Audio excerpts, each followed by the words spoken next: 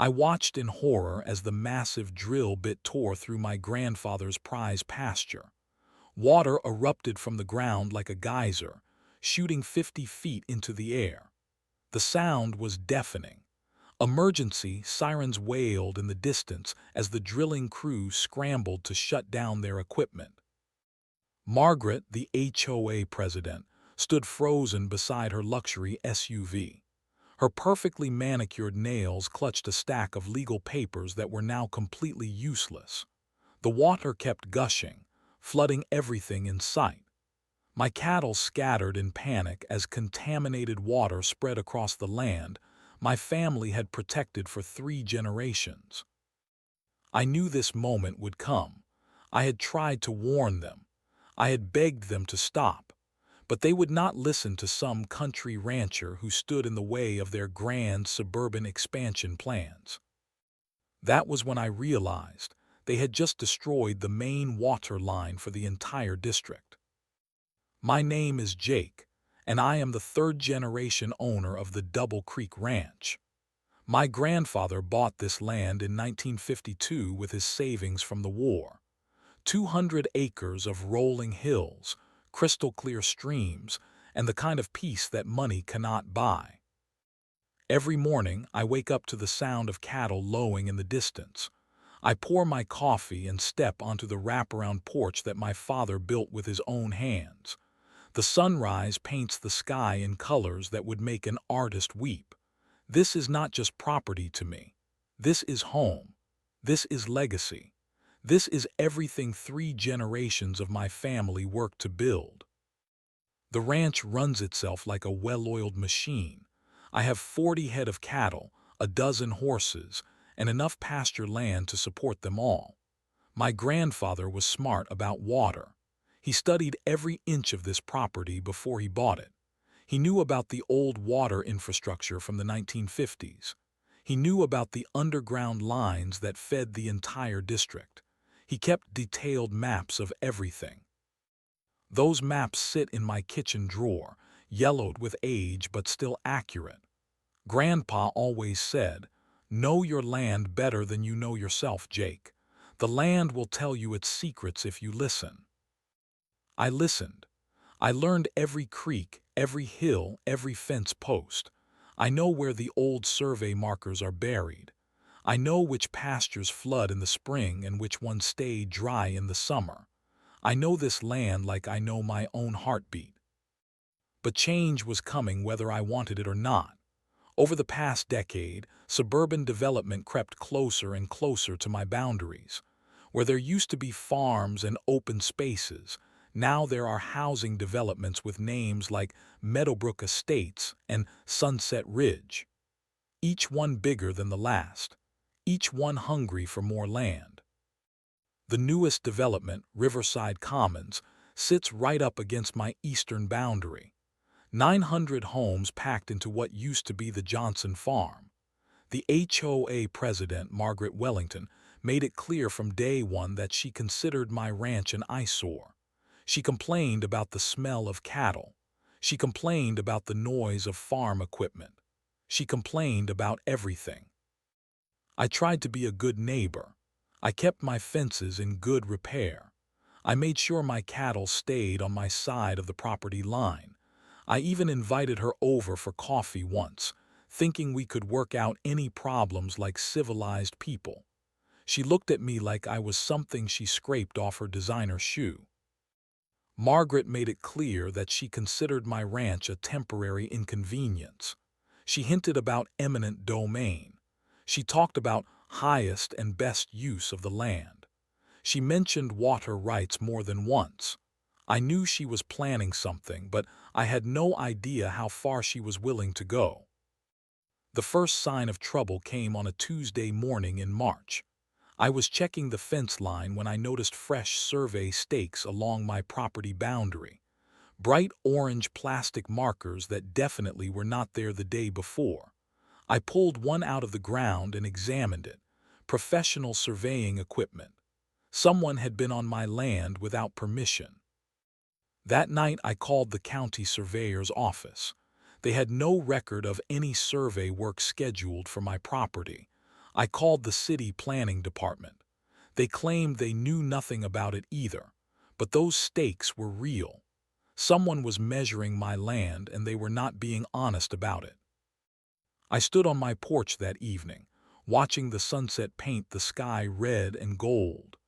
The same sunset my grandfather watched for 40 years. The same sunset my father watched until the day he died. I had a bad feeling in my gut that this peaceful life was about to change forever. I woke up at dawn to the sound of diesel engines roaring on my property, heavy machinery, multiple trucks, the kind of noise that means serious construction work. I threw on my clothes and boots and ran outside to see what was happening. My blood turned to ice.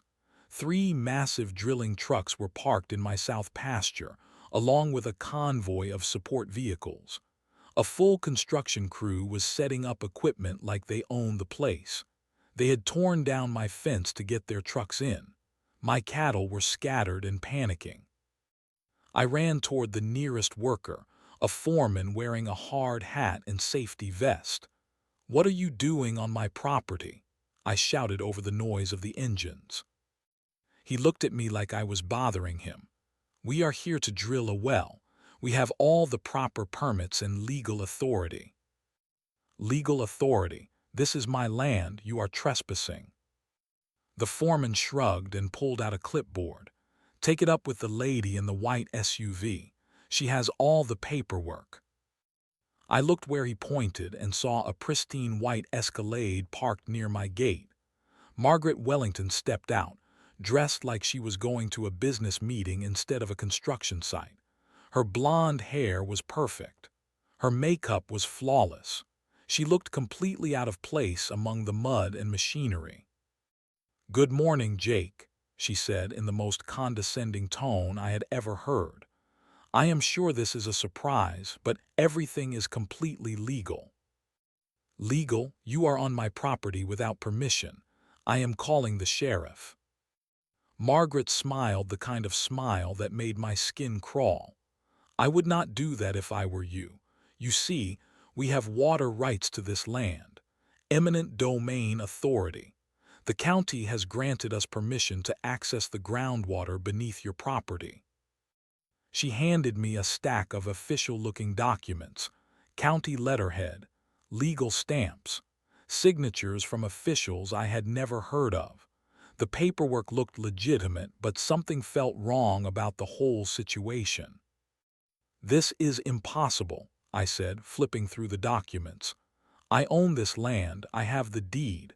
My family has owned this property for 70 years. Surface rights and water rights are 2 different things," Margaret explained like she was talking to a child. "The county has determined that the water beneath your property is needed for the public good. We are simply exercising our legal right to access it." I looked at the massive drilling operation behind her. This was not some small neighborhood well. This was industrial-scale equipment. The kind of setup you use to drill hundreds of feet deep. The kind of operation that suggested they were after something much bigger than irrigation water. "How deep are you planning to drill?" I asked. "As deep as necessary," Margaret replied. "We have geologists who have studied this area extensively. We know exactly where the water is." That was when I realized what was happening. Margaret and her HOA were not just drilling a well. They were trying to tap into the main water supply that fed the entire district. The same water supply my grandfather had told me about. The same infrastructure that was marked on his old maps. "You cannot do this," I said, my voice rising. "This is going to cause serious problems. You have no idea what you are digging into." Margaret laughed. "Oh, Jake, you are so dramatic. We have lawyers, we have engineers, we have government approval. What do you have? A high school education and a bunch of cows." The insult hit me like a physical blow. This woman thought she could waltz onto my property, destroy my land, and mock my family's legacy because she had money and connections. The worst part was that her paperwork looked legitimate. She had somehow manipulated the system to get legal permission to steal what was mine. "I am not going to let you destroy my land," I said. "You do not have a choice," Margaret replied. "The drilling starts today. If you interfere, you will be arrested for obstruction of justice. If you try to stop us, you will be sued for millions of dollars. This is happening whether you like it or not." She turned and walked back to her SUV like the conversation was over. The drilling crew fired up their equipment and started working. The massive drill bit began tearing into the ground that my grandfather had protected for decades. I stood there watching strangers destroy my family's legacy, and I felt completely helpless. Margaret had outmaneuvered me with lawyers and bureaucrats. She had turned the legal system against me. But I was not going to give up without a fight. That afternoon, I called every lawyer in town until I found one willing to take my case. Thomas Mitchell had been practicing law in our county for 30 years. His office was in an old brick building downtown, with law books stacked floor to ceiling and the smell of old leather and coffee. When I explained what was happening on my ranch, he leaned back in his chair and whistled. "Jake, this is one of the most aggressive property grabs I have ever seen," he said. "But your property rights are rock solid. We can fight this." Thomas filed emergency injunctions to stop the drilling. He demanded copies of all permits and legal documents. He sent official notices to the county commissioners and the HOA. For the first time since this nightmare started, I felt like someone was on my side. But Margaret and her team were ready for a legal fight. They had hired a law firm from the state capitol. Expensive lawyers with perfect suits and briefcases full of paperwork. They filed counter motions and appeals faster than Thomas could keep up with. "They are trying to bury us in legal costs," Thomas explained during one of our meetings. "This is a common tactic. They know most people cannot afford to fight a prolonged legal battle." The drilling continued while we fought in court. Every day, the massive machinery tore deeper into my land. Every day, the environmental damage got worse. They were destroying pasture that had been pristine for generations. They were contaminating the soil with diesel fuel and drilling chemicals. Thomas spent weeks digging through county records, trying to understand how Margaret had gotten her permits approved so quickly. What he found made both of us sick to our stomachs. "Jake, this goes deeper than we thought," he said, spreading documents across his desk. "The HOA has been paying bribes to county officials. They fast-tracked their permits. They bypassed environmental reviews. They manipulated the whole process." The evidence was all there in black and white. Bank records showing payments from the HOA to county commissioners, meeting records that had been falsified, environmental impact studies that were never actually completed. Margaret had bought herself a legal victory through corruption and fraud. "We have them," I said, looking at the evidence. "This proves they broke the law." "It proves they are criminals," Thomas agreed. "But proving it in court will take time, and time is the one thing we do not have." While we built our case, the drilling operation expanded. More trucks, more equipment, more damage to my land. Margaret had hired security guards to keep me away from the worksite. Armed guards on my own property, protecting people who were stealing from me. The legal bills piled up faster than I could pay them. Thomas was working for a reduced fee, but even that was more than I could afford. I took out a loan against the ranch. I sold my truck and bought an old pickup. I cut every expense I could think of. The stress was killing me. I was not sleeping. I was not eating. I spent my days watching strangers destroy my family's legacy while lawyers argued about technicalities. I felt like I was losing everything that mattered to me. Margaret escalated her intimidation tactics. She filed frivolous lawsuits claiming I was harassing her workers. She called the county health department and reported imaginary violations on my ranch. She contacted my insurance company and tried to have my policies canceled. Every day brought a new crisis. Every day brought another legal document to sign or another hearing to attend. I was fighting a war on multiple fronts against an enemy with unlimited resources and no conscience. "Why are they doing this?" I asked Thomas during one particularly difficult meeting. "Why go to all this trouble for a well?" Thomas looked at the geological surveys the HOA had filed with the county. "Jake, I do not think they are just drilling a well. Look at these depth projections. They are going down 300 feet. That is not for irrigation water." I studied the documents.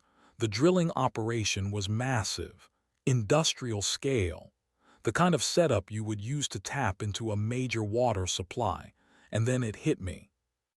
"They are going after the main water line," I said. "The district supply line that runs under my property." Thomas nodded grimly. "If they can tap into that line, they control the water supply for thousands of people. They could sell water rights to other developers. They could make millions." Margaret was not just stealing my property. She was trying to steal the water that belonged to the entire community, and she was using corruption and legal manipulation to do it. The drilling continued. The legal battle raged on, and every day they got closer to the main water line that could change everything. It happened on a Thursday morning in late April. I was in Thomas's office reviewing our latest legal filings when my phone rang. The caller ID showed a number I did not recognize. "Jake, you need to get to your ranch right now," a voice said. It was Bill Henderson, my neighbor to the west. "Something bad is happening, really bad." I could hear sirens in the background, multiple sirens, emergency vehicles, the kind of sound that means disaster. I drove home faster than I had ever driven in my life. As I got closer to my ranch, I could see emergency lights flashing through the trees, fire trucks, ambulances, sheriff's deputies. The access road was blocked with official vehicles. I parked and ran toward my property. The scene that greeted me was like something from a nightmare. Water was gushing from the drilling site like a geyser, 50 feet high, 60 feet high. The pressure was incredible. The sound was deafening. The drilling crew was in full panic mode. They were running around trying to shut down their equipment, but the damage was already done. Water was everywhere, flooding my pasture, washing away topsoil, creating a muddy lake where my prized grassland used to be. Margaret stood beside her white SUV, screaming into her phone. Her perfect hair was disheveled. Her makeup was running. For the first time since this started, she did not look like she was in control. "What happened?" I shouted to the fire chief. "The drill hit something big," he replied. "Some kind of major water line. The pressure is incredible. We are trying to shut it off, but we cannot locate the main valve." I felt my heart sink into my stomach. They had hit the main district water line, the same line my grandfather had warned me about, the same line that was marked on his old maps, the line that supplied water to 3 towns and thousands of people. I ran to my truck and grabbed my grandfather's maps from the glove compartment. The old surveying documents showed exactly where the main line ran, right through the heart of my south pasture, right where Margaret had decided to drill her well. "Here," I shouted to the fire chief, showing him the maps. "The main shut-off valve is about 200 yards north of here. Follow this fence line." The fire chief grabbed 2 of his men and ran toward the valve location. Within minutes, they had found the shutoff and began turning it. The geyser gradually diminished to a trickle, then stopped completely. But the damage was done. Thousands of gallons of water had flooded my land. Contaminated water mixed with drilling chemicals and diesel fuel. The environmental disaster was beyond anything I had imagined. Margaret approached me with her legal team in tow. "This is not our fault," she said. "Our geological surveys showed no major infrastructure in this area." "Your surveys were wrong," I said, holding up my grandfather's maps. "This water line has been here since 1952. My grandfather knew about it. The county knew about it. You would have known about it if you had done your research properly." "Those maps are 70 years old," Margaret replied. "They are not legally binding." "They are accurate," I said. "My grandfather was a professional surveyor. He mapped every inch of this district before he bought this land." The full scope of the disaster became clear over the next few hours. The water line they had hit was the main supply for the entire district. When the pressure dropped, water service was cut off to 3 neighboring towns. Hospitals, schools, businesses, thousands of families suddenly had no water. Emergency crews worked frantically to repair the line, but it would take days to restore full service. The environmental damage to my ranch was catastrophic. Acres of pasture land were contaminated. My cattle had no clean water to drink. Diesel fuel and drilling chemicals had created a toxic mess that would take years to clean up. Local news crews started arriving by late afternoon. Channel 7, Channel 12. The story was spreading fast. HOA drilling project causes regional water crisis. Thousands without water after illegal drilling operation. Margaret tried to control the narrative. She gave interviews claiming the accident was unforeseeable. She blamed outdated county records. She suggested that I should have warned them about the water line. But the truth was coming out. Reporters were asking hard questions about the permits. They were investigating the bribes. They were uncovering the whole corrupt scheme that had made this disaster possible. I stood in the middle of my flooded pasture, watching the sun set over the destruction. This was not just my problem anymore. Margaret had turned a property dispute into a regional crisis that affected thousands of innocent people. My phone started ringing, reporters wanting interviews, lawyers offering to represent me, angry residents demanding answers. The whole county was watching now, and Margaret could not hide behind her legal manipulation anymore. The war was about to begin. The water crisis lasted 5 days. 5 days of families unable to cook, clean, or bathe. 5 days of schools closed and businesses shuttered. 5 days of pure chaos that affected over 15,000 people in 3 towns.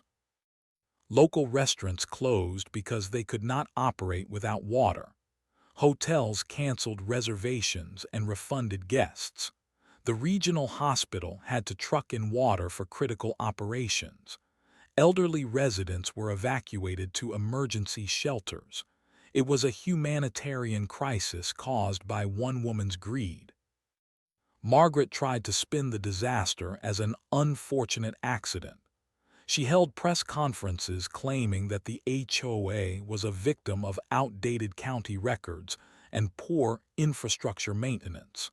She hired a public relations firm to manage the media coverage. But the truth was spreading faster than her lies. Social media exploded with angry posts from affected residents, water crisis trending locally, videos of empty faucets and closed businesses, photos of families waiting in line for bottled water at emergency distribution centers. The real turning point came when someone leaked the county records that Thomas had uncovered. Bank records showing HOA payments to county officials, meeting minutes that had been falsified, environmental reviews that were never completed. The evidence of corruption was overwhelming. Channel 7 ran a special investigation called Bought and Paid For: How the HOA Corrupted County Government. They interviewed county employees who admitted to taking bribes. They showed documents proving that Margaret had bought her permits through fraud and bribery. The community reaction was swift and brutal. Thousands of angry residents descended on the county courthouse demanding answers. They wanted Margaret arrested. They wanted the corrupt officials fired. They wanted justice for the disaster that had destroyed their lives. I became an unlikely hero in the middle of all this chaos. Local news stations interviewed me about the maps my grandfather had kept. They showed footage of my contaminated ranch. They portrayed me as the victim who had tried to warn everyone about the danger. Jake Harrison knew this would happen, the Channel 12 anchor said during her evening broadcast. He tried to stop the drilling. He warned about the water line. But the HOA and corrupt county officials ignored him and caused the worst water crisis in our region's history. Environmental groups joined the fight. The Sierra Club sent investigators to document the contamination on my ranch. The EPA opened an investigation into federal environmental law violations. The Army Corps of Engineers examined the damage to the water supply infrastructure. The legal walls began closing in on Margaret and her conspirators. The FBI opened a criminal investigation into the bribery and fraud. The state attorney general announced a grand jury investigation. Federal prosecutors started examining environmental crimes. Margaret's world was collapsing around her. Her expensive lawyers could not protect her from criminal charges. Her public relations firm abandoned her when the evidence became too overwhelming. Her own HOA board voted to remove her from her position. County Commissioner Robert Hayes was arrested at his home on charges of accepting bribes and conspiracy to commit fraud. Water Authority Director Sandra Mitchell was arrested at her office on similar charges. Planning Department Chief William Barnes was arrested while trying to flee the state. The coordinated law enforcement sweep sent shockwaves through the entire county government. For decades, these officials had operated with impunity. They had sold their offices to the highest bidder. They had betrayed the public trust for personal gain. My story went viral on social media. Videos of the water geyser, photos of my contaminated ranch, interviews where I explained how Margaret had stolen my property through corruption and lies. The hashtag #JusticeForJake started trending nationally. News outlets from across the country picked up the story. CNN, Fox News, the New York Times, the Washington Post. A simple property dispute had become a national symbol of corruption and environmental destruction.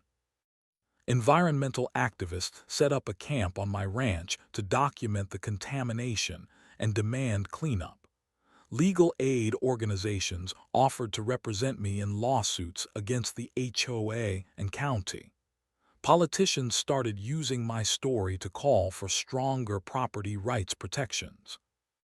Margaret was arrested on a Tuesday morning in May. Federal agents came to her door with warrants for fraud, bribery, conspiracy, and environmental crimes. The same woman who had strutted onto my property with fake legal authority was now facing decades in federal prison. The local news coverage of her arrest was brutal. Video of her being led away in handcuffs, photos of her crying in court, headlines calling her the woman who stole water from thousands. But the damage was done. My ranch was contaminated. The water infrastructure was damaged. The entire community had suffered because of Margaret's greed and the corruption she had fostered. As I stood in my ruined pasture, watching environmental cleanup crews work to remove the contamination, I realized that this fight was bigger than just my property. This was about whether ordinary people could stand up to corruption and win. The answer was yes, but the victory came at a terrible cost. The federal investigation moved faster than anyone expected. Margaret's corruption had been so blatant, and the evidence so overwhelming that prosecutors had no trouble building an airtight case. By summer, the grand jury had returned indictments against 12 people, including Margaret, 3 county commissioners, 2 water authority officials, and 4 planning department employees. The FBI had seized all of Margaret's financial records. They found evidence of bribes totaling over $2 million paid to county officials over a 3-year period. The conspiracy was far more extensive than even Thomas had suspected. Margaret had been buying permits and manipulating regulations for multiple development projects across the county. The environmental damage assessment was staggering. The EPA found that the drilling had contaminated over 50 acres of my ranch with diesel fuel, drilling chemicals, and heavy metals. The groundwater would take decades to fully recover. The damage to the main water line had cost the district over $5 million in repairs and emergency services. Federal prosecutors charged Margaret with 23 felonies including fraud, bribery, conspiracy, environmental crimes, and racketeering. If convicted on all charges, she faced over 100 years in federal prison. Her bail was set at $10 million. The corruption trial became the biggest story in our county's history. The courthouse was packed every day with angry residents, environmental activists, and news media. Margaret's fall from suburban queen to federal defendant was complete and humiliating. The evidence against her was overwhelming. Bank records showing the bribes, recorded phone conversations where she discussed buying permits, email chains where she planned the illegal drilling operation.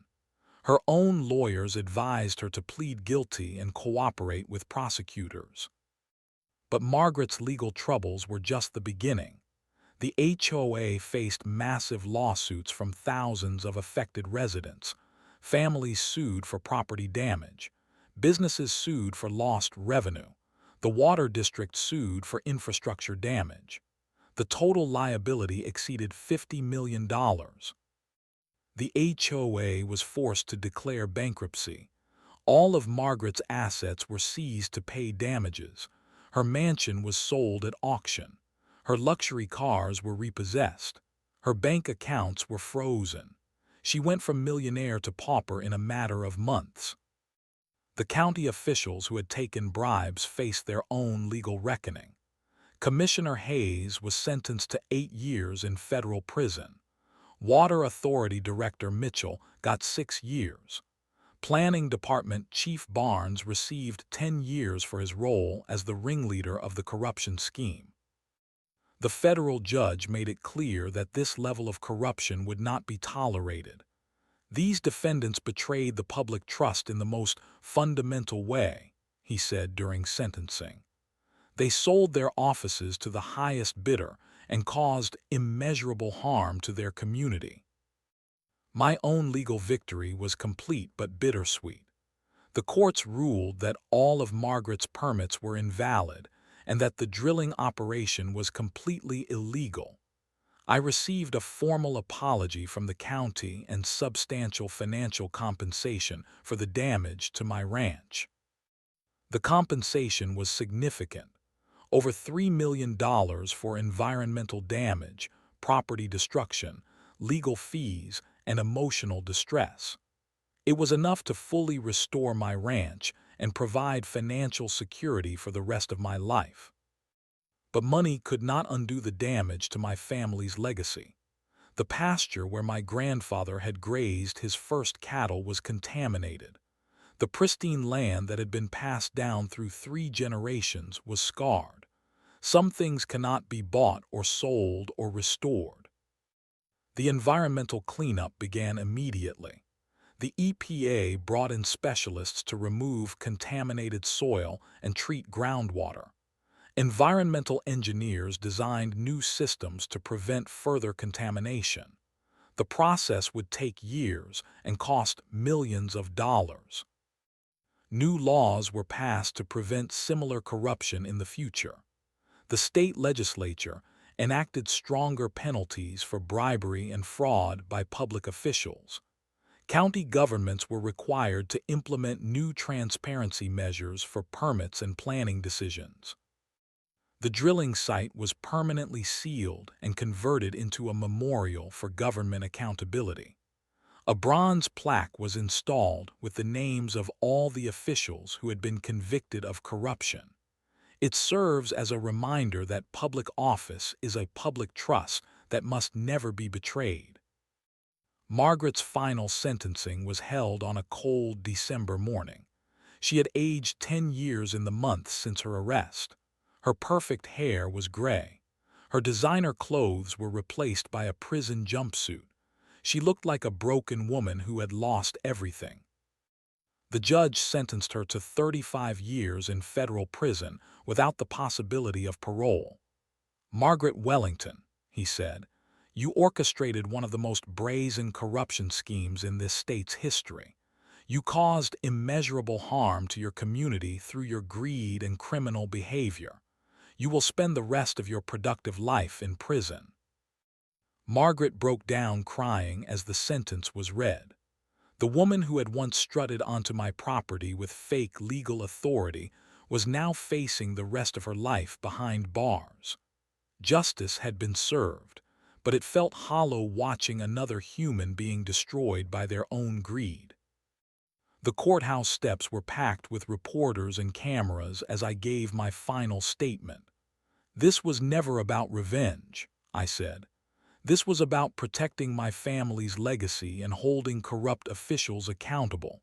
Today, justice has been served." As I drove home to my ranch, I reflected on everything that had happened.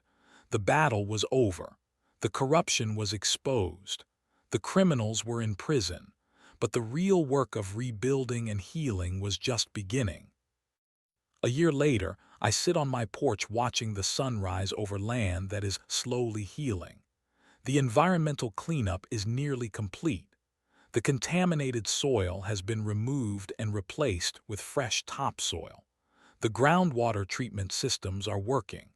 New grass is growing where the drilling equipment once tore up my pasture. The physical scars are fading, but the deeper changes are permanent. This experience transformed me from a quiet rancher into a reluctant activist. I never wanted to be a public figure, but the fight for justice made me a spokesperson for property rights and government accountability. I travel around the state speaking at property rights conferences and county commissioner meetings. I tell the story of how corruption nearly destroyed my family's legacy.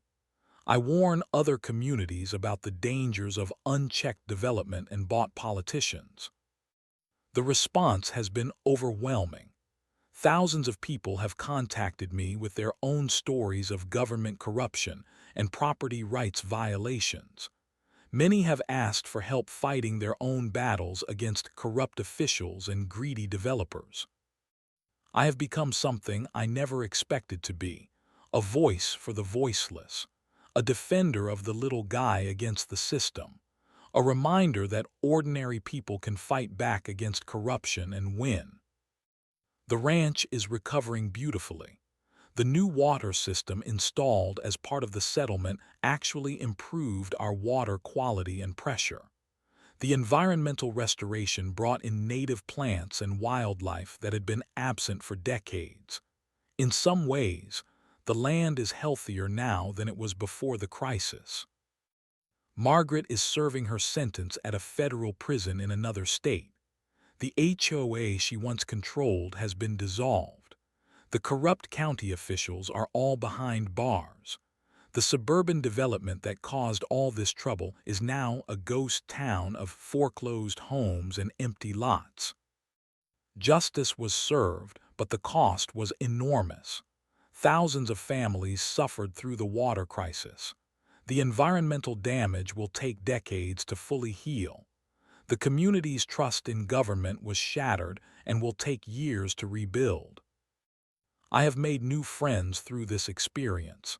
Environmental activists who helped document the contamination, legal aid lawyers who fought for justice, ordinary citizens who rallied to support my cause. These relationships have enriched my life in ways I never expected. The memorial at the old drilling site has become a pilgrimage destination for people fighting corruption in their own communities. They come to see the place where ordinary citizens stood up to powerful interests and won. They leave inspired to continue their own fights for justice. The new laws passed in response to this case have already prevented similar corruption in other counties. Stronger transparency requirements have made it harder for officials to hide their dealings. Stiffer penalties have deterred other would-be corrupt officials from following Margaret's path. My grandfather's maps hang framed in my kitchen now. They represent more than just old surveying data. They represent the wisdom of knowing your land and respecting its history. They remind me that the knowledge of previous generations can save us from the mistakes of the present. As I finish my morning coffee and prepare for another day of ranch work, I reflect on how much has changed. This land is still my family's legacy. This ranch is still my home, but now it is also something more. It is a symbol of the power of truth over corruption, of justice over greed, of ordinary people standing up for what is right. The sunrise is particularly beautiful this morning. The sky is painted in gold and crimson, the same colors my grandfather watched for 40 years, the same colors that will paint the sky for generations to come. The land endures, the truth endures, and justice, when fought for with courage and persistence, endures as well.